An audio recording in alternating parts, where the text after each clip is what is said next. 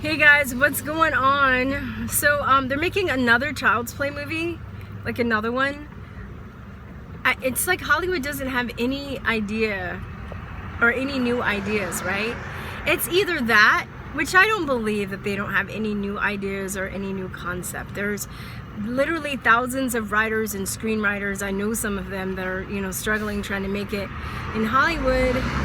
And they're people that come to the entertainment industry from all over the world, yet they still keep making like the same type of movie over and over.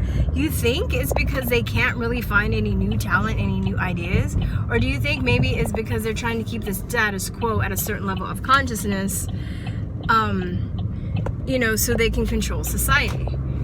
Whether it's making the same type of horror movie over again, whether it's making a yearly Holocaust movie, there's always a fucking yearly Holocaust movie, or and every other year there's like a slave movie, and then in between the every other year for black people it's like the slave movie or a movie about the civil rights movement, like some struggle, like to keep us in that victim mentality, right?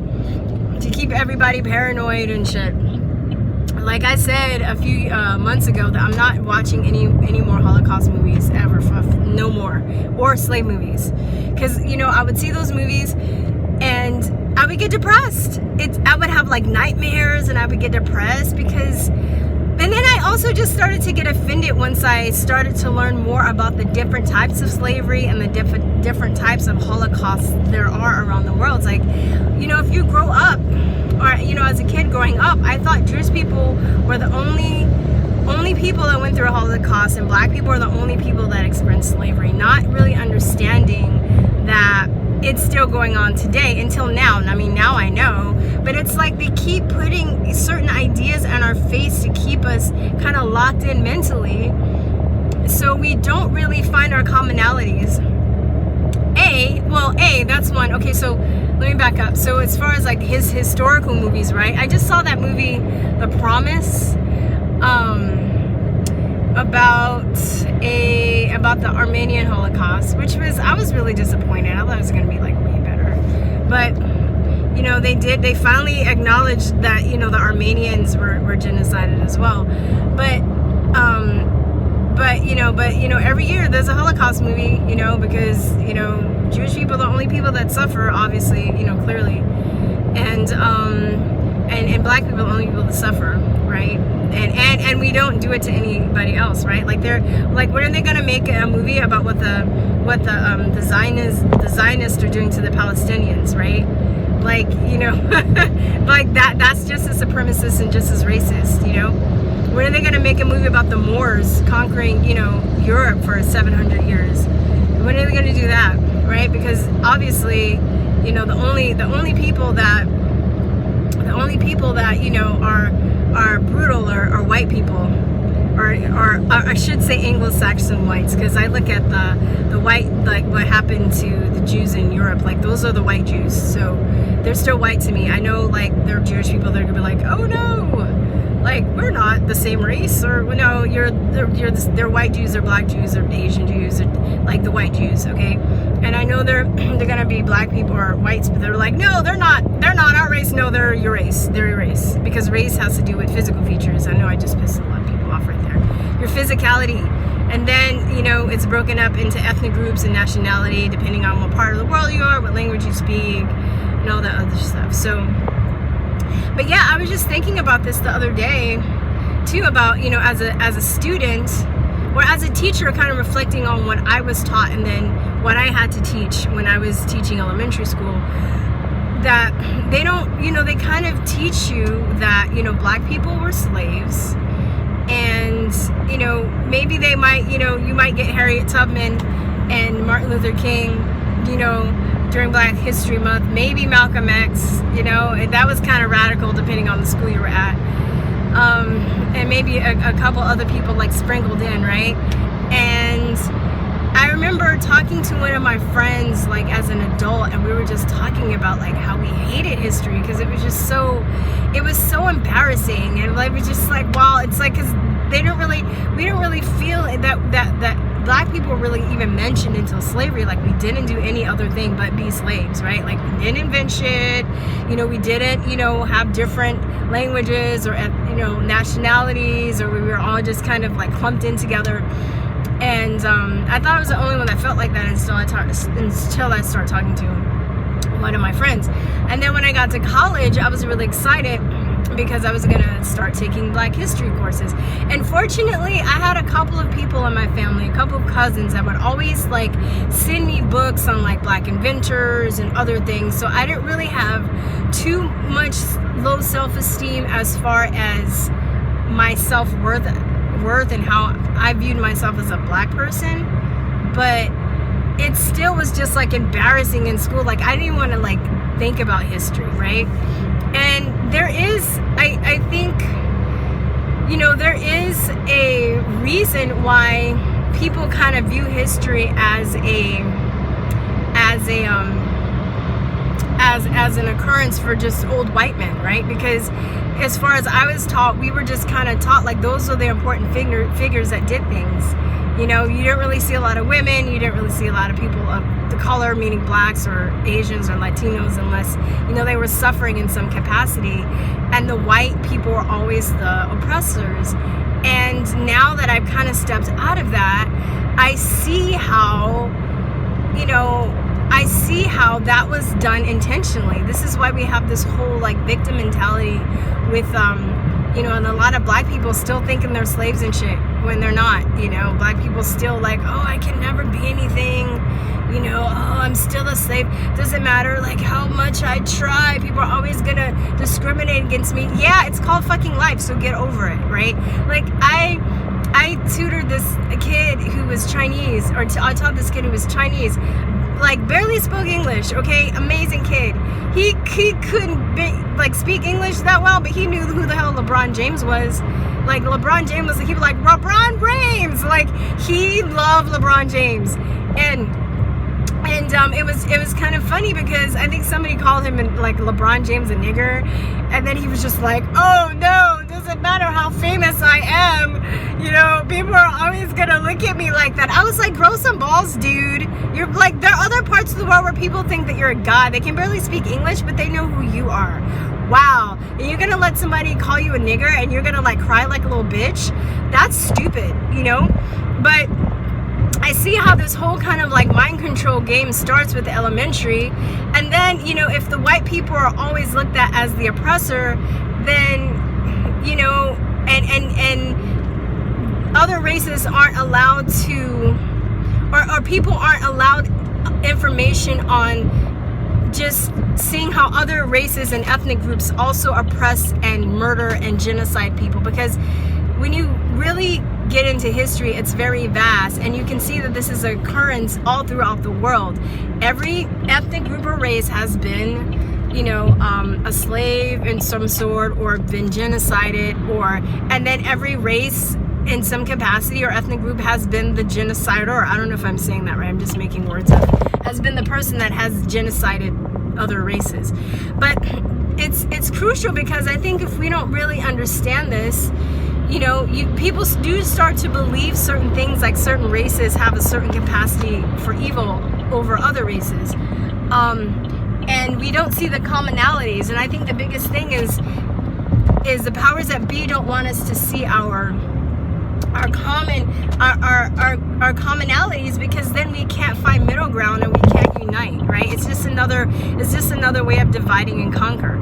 So that's why they have to always have like a Holocaust movie or a slave movie to kind of keep people in their place, and people that want to be like, oh, it's the Jews doing all this. Well, but the Jews are also they're also victims of this too, because it's really unhealthy, no matter what race or ethnic group you are, to be in a state of paranoia and thinking that everyone is out to get you because of who you are. Now, that's just going to happen because I think, racism also and prejudice, discrimination is also a form of kind of like self-defense, right? Like, some people avoid certain people if they're in a situation they feel like, they might be attacked. They're gonna maybe look at certain people depending on the social situation, depending on the country, depending on the history between the races or ethnic groups. You're gonna have some caution to a certain point about certain races just for your own self-protection. And I think everybody has that to some degree. Like even now, you know, it has nothing to do with race, but as far as since this election, I have to watch what I say, you know, about my political views, because people in Austin are fucking crazy. You know, I have to watch what, you know, I don't feel safe putting a bumper sticker on my car stating my political beliefs, because I need my car for work, and I'm afraid that my car will get, like, you know, graffitied or keyed, or, you know, I'll be physically attacked. And if I see somebody that is of the democratic nature, of the democratic tribe, then I know to be more cautious about what I say, as opposed to somebody that's not of the democratic tribe.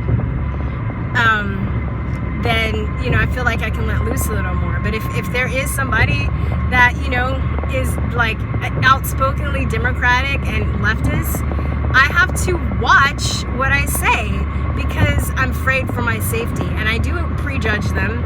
And maybe I'm wrong. I'm open to the fact that I could be wrong, that maybe there are people that are open and they have those views, and maybe I could have a conversation. But honestly, it hasn't happened yet, especially in Austin. It hasn't.